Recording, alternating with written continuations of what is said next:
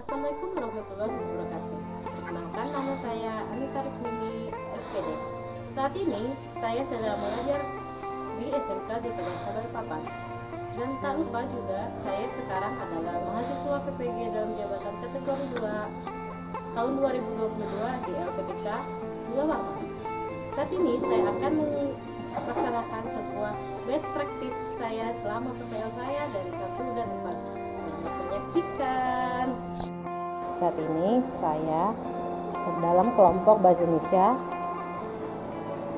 kelompok 3.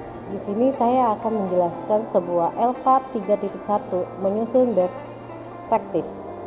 Di dalam best practice ini yaitu menyusun cerita praktik baik, yaitu best practice menggunakan metode STAR: situasi, tantangan, aksi, refleksi, hasil, dan dampak. Terkait pengalaman mengatasi permasalahan siswa dalam pembelajaran. Lokasinya yang digunakan untuk PPL saya kemarin yaitu SMK Duta Bangsa Balikpapan, lingkup pendidikan SMK kelas 12. Tujuan yang ingin dicapai yaitu meningkatkan pemahaman dan nilai peserta didik dalam KD 3.3, mengidentifikasi informasi yang mencakup orientasi, rangkaian kejadian yang saling berkaitan, komplikasi, dan resolusi dalam cerita sejarah, lisan atau tulis. Dalam hal ini penulisnya yaitu saya sendiri, Anita Rusmini, sarjana pendidikan, dengan dosen pembimbing Bapak Alfian Rohmansyah, Master Hum, dan Guru Pamong Heri Sucipto, Master Pendidikan. Tanggal PPL yang dilaksanakan yaitu 1 Desember 2022. Selanjutnya saya akan menjelaskan metode STAR itu seperti apa sih. Yang pertama, situasi, kondisi yang menjadi latar belakang masalah. Mengapa praktik ini penting untuk dibagikan? Apa yang menjadi peran dan tanggung jawab Anda dalam praktik ini? Yang pertama, kondisi yang menjadi latar belakang masalah yaitu peserta didik kurang memahami informasi dan struktur cerita sejarah dalam KD 3.3. Mengidentifikasi informasi yang mencakup orientasi, rangkaian kejadian yang saling berkaitan, komplikasi dan resolusi dalam cerita sejarah, lisan atau tulis.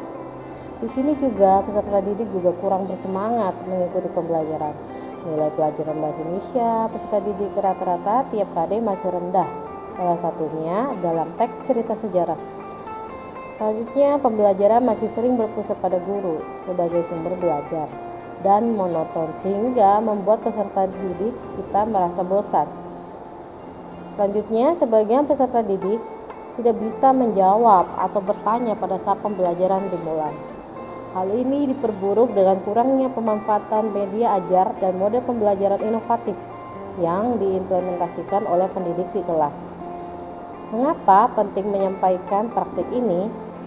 Sebagian besar pendidik mengalami permasalahan sama dengan permasalahan yang saya hadapi. Diharapkan ke depannya peserta didik akan mendapatkan pembelajaran yang baik, menyenangkan, dan mendapatkan nilai di atas KKM. Praktik pembelajaran ini dapat memotivasi diri sendiri dan pendidik lain dalam mendesain pembelajaran yang kreatif, inovatif, dan menyenangkan. Peran dan tanggung jawab saya sebagai pendidik adalah mendesain perangkat, meningkatkan mutu pembelajaran, dan melakukan proses pembelajaran yang kreatif, inovatif, dan menyenangkan dengan menggunakan perangkat yang mendukung dan model pembelajaran yang tepat, sehingga tujuan pembelajaran dengan baik dan hasil belajar peserta didik dalam menganalisis informasi dan struktur teks cerita sejarah dapat meningkat. Selanjutnya, tantangan. Apa yang menjadi tantangan untuk mencapai tujuan tersebut? Siapa saja yang terlibat? Apa saja yang menjadi tantangan untuk mencapainya? Yaitu setelah dilakukan identifikasi masalah dengan refleksi diri, dan kajian wawancara, dan penyebab dari tujuan pembelajaran yang ingin dicapai, yaitu pemahaman dan nilai peserta didik dalam KD 3.3, mengidentifikasi informasi yang mencakup orientasi, rangkaian kejadian yang saling berkaitan, komplikasi dan resolusi dalam cerita sejarah lisan atau tulis pada kelas 12 yang masih di bawah KKM.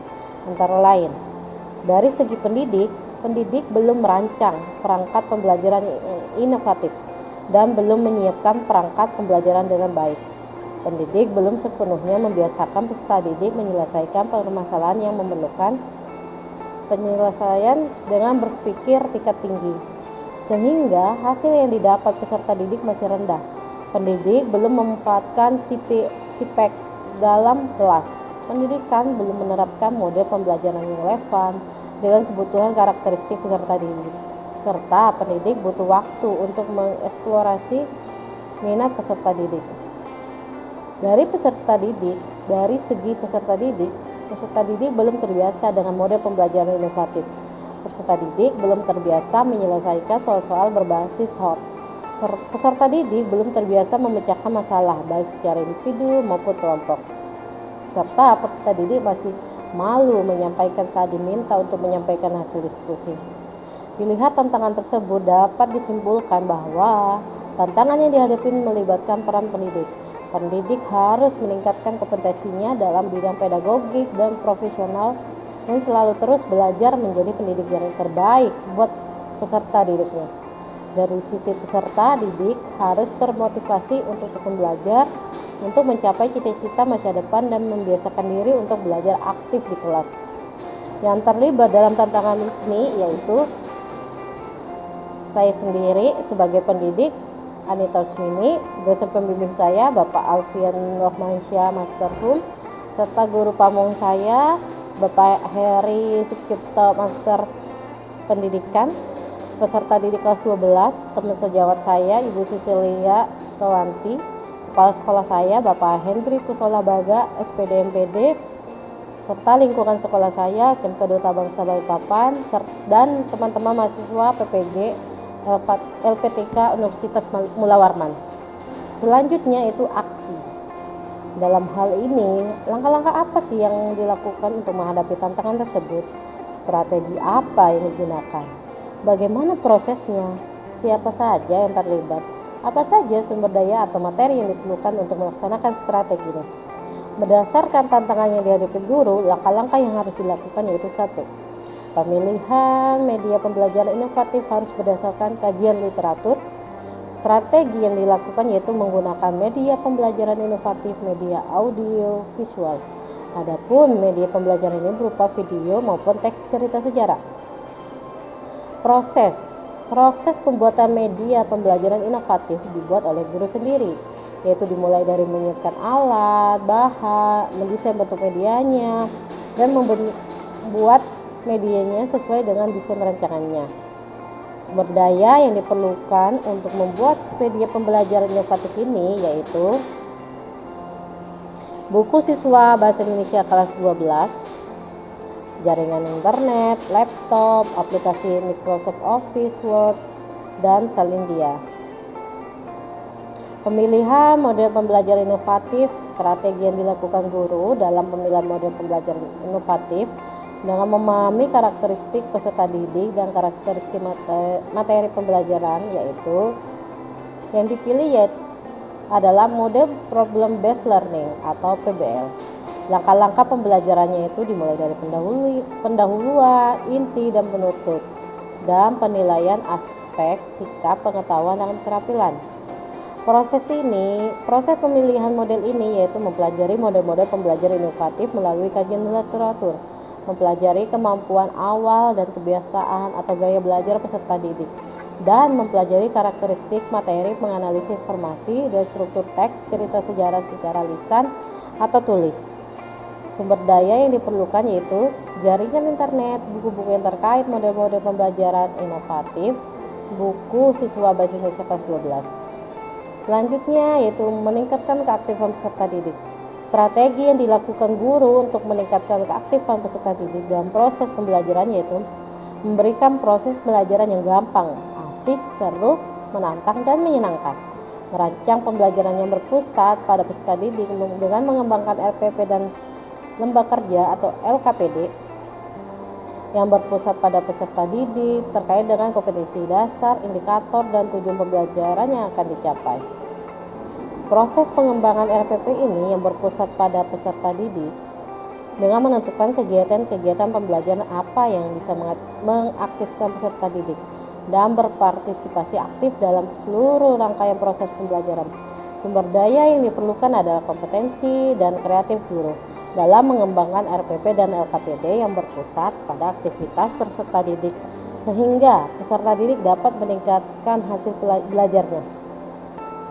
Pada aksinya, pendidik menyiapkan bahan ajar, media pembelajaran, LKPD, soal evaluasi, dan instrumen penilaian, dan menyiapkan alat penunjang pembelajaran seperti laptop, proyektor, pengeras suara, dan kamera untuk merekam aksi.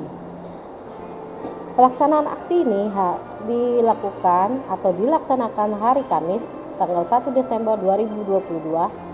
Proses pembelajaran ini dilaksanakan pada pukul 8.30 sampai 10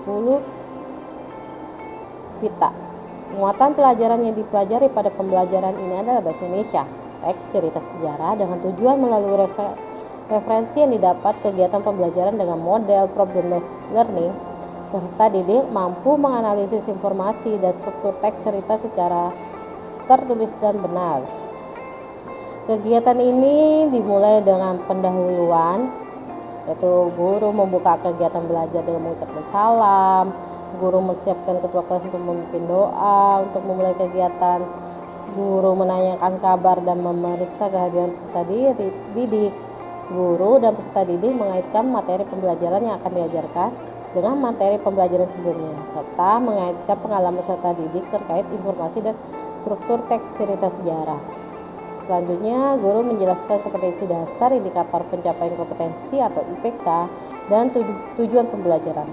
Serta guru menjelaskan manfaat mempelajari informasi dan struktur teks sejarah bagi pengembangan kompetensi peserta didik dalam kehidupan sehari-hari. Selanjutnya yaitu kegiatan inti. Kegiatan inti ini ada 5 sintak yang akan kita lakukan, yaitu yang pertama orientasi peserta didik terhadap masalah. Di sini peserta didik menyimak sebuah video yang ditayangkan oleh guru dengan judul teks cerita sejarah Raden Ajeng Kartini, serta selanjutnya peserta didik menjawab pertanyaan yang diberikan oleh guru. Setelah itu peserta didik diberi kesempatan untuk menjawab terkait pertanyaan yang diberikan oleh guru. Selanjutnya peserta didik diberi tayangan selindia pembahasan materi pembelajaran untuk memusatkan perhatian peserta didik terkait informasi dan struktur teks cerita sejarah. Setelahnya, peserta didik menyimak penjelasan guru terkait materi. Sintak kedua adalah mengorganisasi peserta didik untuk belajar. Di sini, guru membimbing peserta didik untuk membentuk 4 kelompok secara heterogen yang terdiri atas 3 atau 4 orang. Selanjutnya, guru membagikan lembar kerja peserta didik berupa LKPD dan menjelaskan mekanisme langkah-langkahnya. Dan guru memberikan kesempatan setiap kelompok untuk mengajukan pertanyaan untuk memastikan setiap kelompok memahami tugas yang telah diberikan. Selanjutnya, peserta didik berdiskusi membagi tugas untuk menyelesaikan masalah yang diperoleh. Secara bergantian, peserta didik mengamati secara cermat teks cerita sejarah yang mana untuk menganalisis informasi dan struktur teks cerita sejarah. Sintak yang ketiga yaitu membimbing penyelidikan individu maupun kelompok. Di sini dijelaskan peserta didik dalam kelompok mendapatkan arahan dan dari guru agar lebih kritis dalam mengumpulkan informasi terkait menganalisis informasi dan struktur teks cerita sejarah. Guru memantau keterlibatan setiap peserta didik dalam berdiskusi penyelesaian tugas pada LKPD-nya. Sintak yang keempat yaitu mengembangkan dan menyajikan hasil karya. Di sini peserta didik berdiskusi dengan anggota kelompoknya untuk mengumpulkan informasi sehingga menghasilkan pemecahan masalah dalam menganalisis informasi dan struktur teks cerita sejarah pada LKPD yang hasilnya akan dipresentasikan. Setelah itu peserta didik mempersiapkan hasil pemecahan masalah yang telah dikerjakan pada LKPD agar siap untuk dipresentasikan. Sintak kelima yaitu menganalisis dan mengevaluasi proses pemecahan masalah. Di sini peserta didik dan kelompoknya mempresentasikan hasil diskusinya, serta guru membimbing presentasi dan mengarahkan kelompok lain untuk memberikan tanggapan atas presentasi yang dilakukan.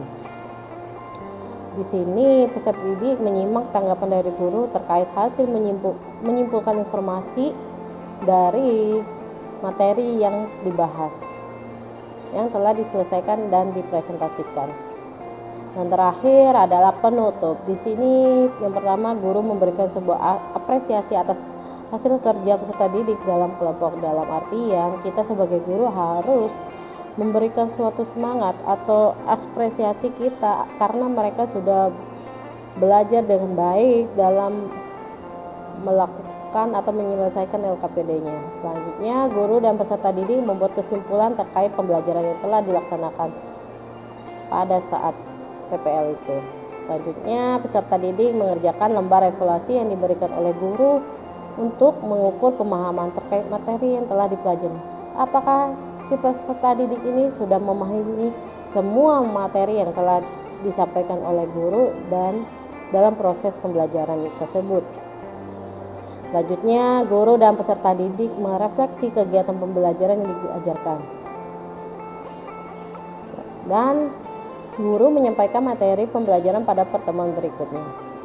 Serta guru dan peserta didik menutup pembelajaran dengan berdoa dan mengucapkan salam.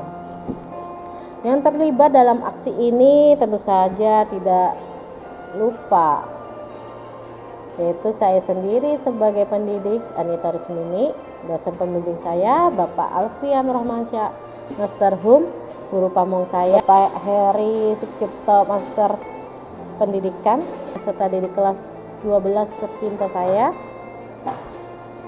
teman sejawat, kepala sekolah, lingkungan sekolah, dan teman mahasiswa PPG LPTK Universitas Mula Warman.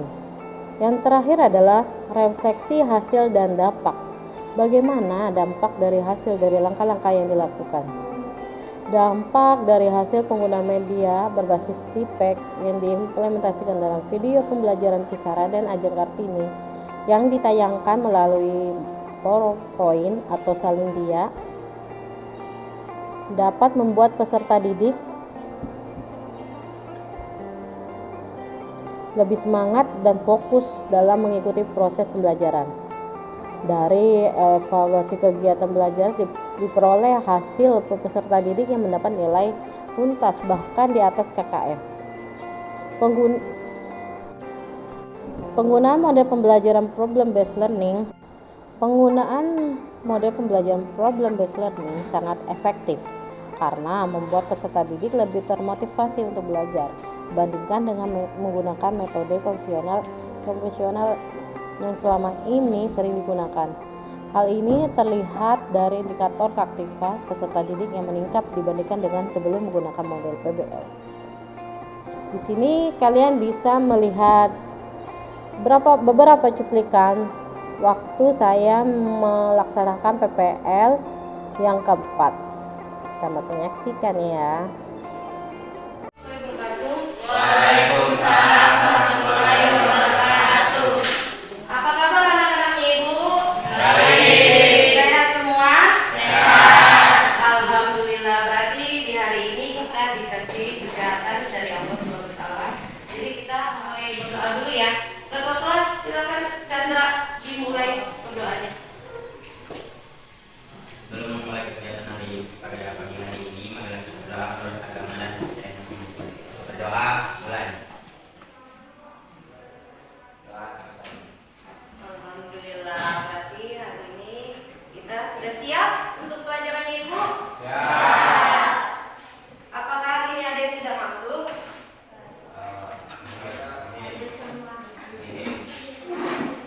Masuk semuanya ya? Jadi Ibu absen dulu sebentar. Sebelum itu Ibu mau bertanya, apakah kemarin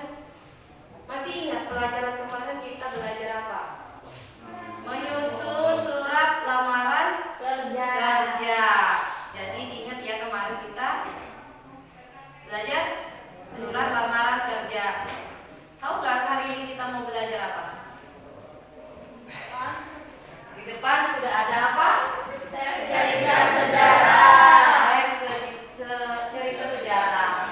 Ada yang sudah tahu nggak sih cerita sejarah itu seperti apa sih?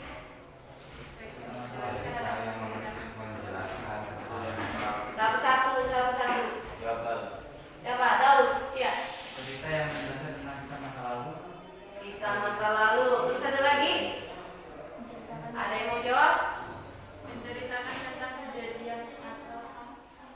Kejadian yang fakta ya. Jadi lanjutkan. Jadi hari ini kita akan belajar KD. Habibah, silakan dibaca dulu Habibah. KD 3.3 mengidentifikasi informasi yang mencakup orientasi, rangkaian kejadian yang saling berkaitan, aplikasi dan resolusi dalam cerita sejarah, lisan atau tulis. Tujuan pembelajaran hari ini apa sih yang mau kita peroleh? Ada yang paham? Manfaat kita belajar hari ini tuh agar kita sebagai pemuda, kita kemarin sudah memperingati Sumpah Pemuda. Sekarang saatnya kita harus mengenang atau apa sih tadi? Menjadikan kita motivasi menjadi lebih baik. Karena manfaatnya itu kita harus mengenang masa lalu atau sejarah yang sudah terjadi di masa lalu. Silakan baca dulu di depan. Ada 2 soal yang akan kalian simak dalam menonton video nanti. Udah? Udah semua? Jadi siapkan, fokus sambil kalian bisa mencatat atau kalian bisa mencatat di HP juga bisa ya.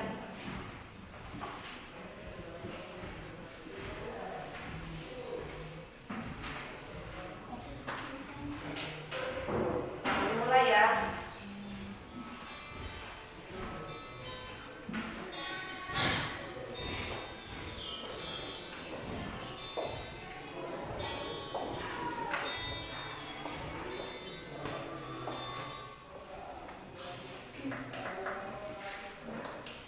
Ada yang bisa menjawab? Yang nomor 1 dulu. Ayo, siapa yang bisa jawab? Kita tadi sudah menonton siapa? Ayo, siapa yang bisa jawab? Kita tadi sudah menonton siapa? Raden Ajeng Kartini. Jadi soal yang pertama siapa yang bisa jawab? Informasi apa yang disampaikan dalam teks cerita sejarah tersebut? Ayo, siapa yang bisa jawab? Mas Fajri, ayo. Informasinya itu kota tinggal dari Raden Ajeng Kartini, tanggal lahir dia, sosok ayah dia, apa pencapaian yang didapatkan selama dia berjuang. Dia jadi pahlawan wanita pribumi, terus namanya dipakai di salah satu jalan juga. Ciri-ciri teks cerita sejarah. Pak Imelda, silakan dibaca. Ciri-ciri teks cerita sejarah: 1. Disajikan secara kronologis atau urutan peristiwa atau urutan kejadian. 2. Bentuk teks cerita ulang. 3. Struktur teksnya: orientasi, urutan peristiwa, aplikasi, dan reorientasi. 4. Sering menggunakan konjungsi temporal. 5. Isi berupa fakta. Dari ciri-ciri ini ada yang mau ditanyakan? Kalau yang nomor 1 sudah paham ya? Nah, nomor 2 paham. Nomor 3, nomor 4, konjungsi temporal itu apa sih? Kata penghubung yang berhubungan dengan waktu. Sebelumnya, sesudahnya, kemudian, dan lainnya. Isi berupa fakta ya, jadi cerita sejarah itu fakta. Strukturnya ada berapa? Ada orientasi, pengungkapan peristiwa, komunikasi, dan reorientasi. Ada yang bisa menjawabkan orientasi itu seperti apa sih? Orientasi pengenalan cerita, bisa juga mengenalkan tokoh, latar, menyaring pagi-pagi. Yang nomor 2, pengungkapan peristiwa.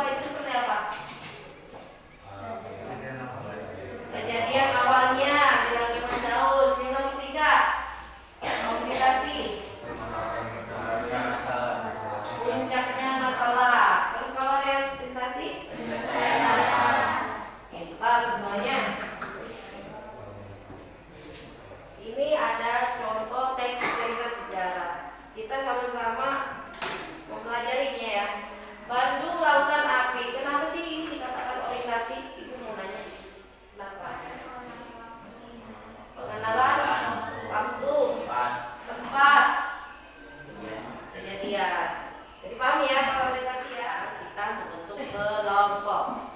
Ayo. Kelompok 1 Chandra, Erini, Tifa, Nurul. Ayo, di sini kelompok 1 ya. Ayo cepat. Kita buat kelompok 4 kelompok. Ya, 2 meja saja. Kurang meja. Ayo cepat. Cepat waktunya.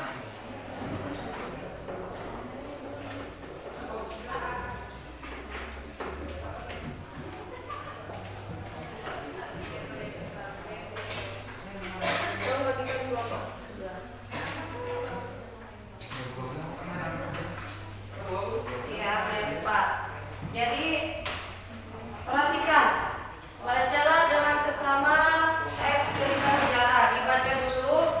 Setelah itu ada 2 tugas yang kalian cari. Ada 2 tugas yang harus kalian cari, ya kan? 1 mencari informasi, terus itu mencari strukturnya. Itu kalian bagi, jadi 1 kelompok itu ada yang mencari informasi, ada yang mencari strukturnya. Paham ya? Ada yang mau bertanya?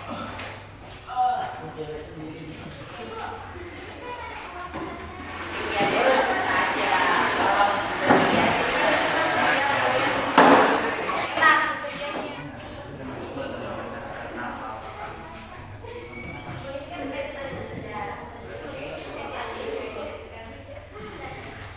Kan kalian bisa mendapatkan lebih dari 4 informasinya ya. Informasinya bisa lebih dari 4 lebih bagus.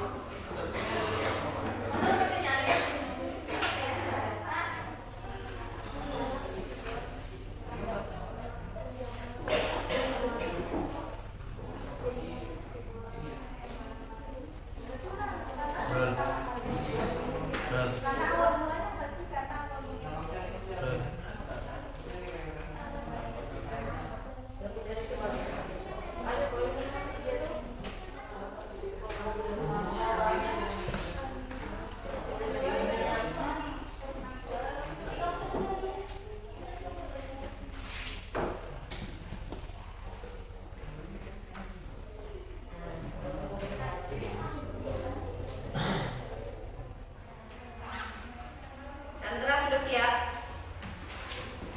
Siap. Yang lainnya kelompok 2, 3, 4 perhatikan ya. Apakah kelompoknya si Chandra sudah benar atau ada yang kurang?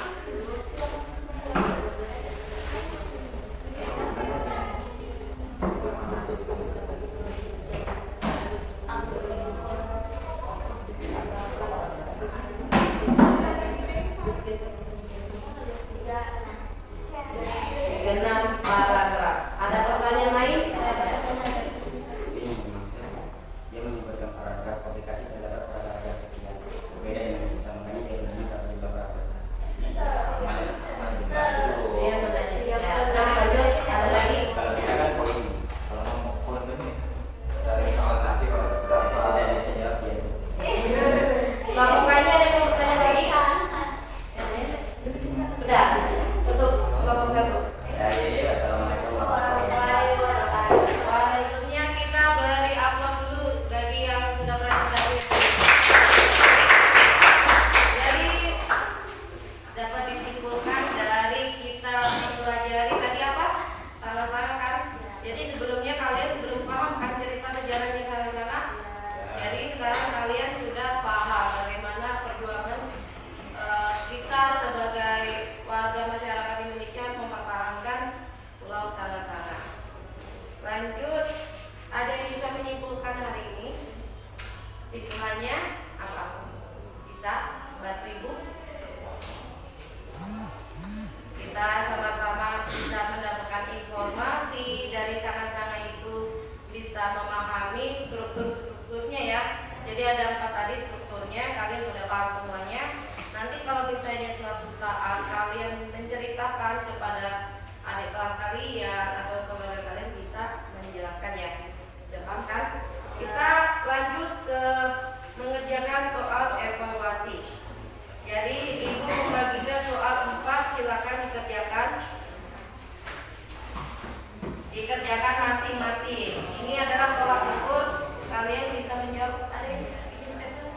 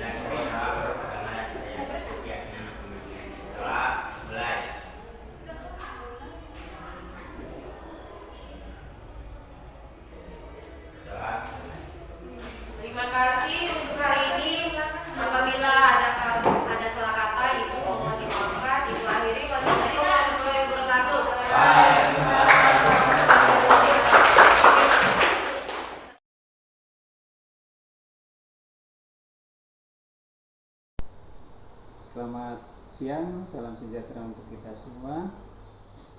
Perkenalkan, nama saya Henrikus Olabaga, Kepala SMK Duta Bangsa Balikpapan. Hari ini saya mau mengatakan bahwa guru saya melaksanakan PPG untuk dinilai menjadi seorang guru yang profesional.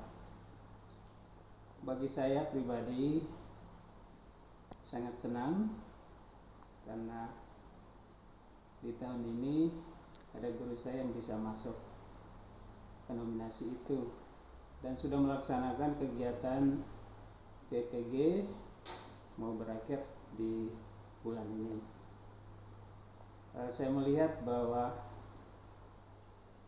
kegunaan dari PPG ini sangat besar bagi guru-guru karena pengalaman saya juga sebagai guru bahwa kita kadang-kala merasa sudah menjadi seorang senioritas dalam mendidik anak-anak di sekolah, lalu mengatakan bahwa saya sudah mampu, saya sudah luar biasa menurut pribadi begitu. Lalu di dalam menjalankan tugas, melakukan kegiatan KBM, lalu melakukan penilaian, karena merasa seperti itu sehingga kemungkinan ada kekurangan-kekurangan dari pribadi kita tidak menyadari akan hal itu, sehingga kadang-kala pada akhirnya kita melakukan penilaian kepada siswa kita, lalu bisa saja siswa mengalami nilai yang kurang baik, memperoleh nilai yang kurang baik, lalu karena kita merasa sudah cukup tadi, maka kita bisa mengatakan bahwa anak ini, siswa kita itu tidak mampu karena mengalami nilai yang kurang baik atau nilai jatuh begitu. Tetapi mau disadari atau tidak, di dalam kemungkinan kita masih punya kekurangan dan kelemahan itu. Barangkali satu di sisi penguasaan materi, yang kedua penguasaan kelas, kemudian yang lain melakukan proses kegiatan belajar mengajar, mungkin tata bahasa kita yang kurang pas sehingga anak-anak kurang memahami itu, dan tentunya strategi dalam pengajaran kita, sehingga di dalam PPG itu semua guru dipatri ya begitu, ya boleh dikatakan cukup keras karena belajarnya mulai dari pagi sampai bahkan malam, banyak tugas yang harus dikerjakan, sehingga yang pastinya bahwa setelah mereka melakukan PPG itu, ya guru-guru kita boleh dinyatakan sebagai guru profesional, sehingga pada akhirnya mereka juga akan memperoleh sertifikat profesional. Nah, itu PPG ini kan memang dilangsungkan dari Kementerian Pendidikan. Jadi saya rasa itu ya dengan harapan saya bahwa ke depan yang guru-guru saya di SMK Duta Bangsa Balikpapan ini, yang lain juga akan bisa masuk ke nominasi itu. Mungkin itu saya yang saya sampaikan. Terima kasih. Selamat siang, salam sejahtera untuk kita semua. Sejahtera bagi kita semua. Perkenalkan, nama saya Ibu Sisilia Suwanti. Saya guru di SMK Duta Bangsa Balikpapan mengampu pelajaran bahasa Inggris. Saya adalah rekan sejawat dari Ibu Anita Rusmini yang merupakan salah satu mahasiswa PPG tahun 2022.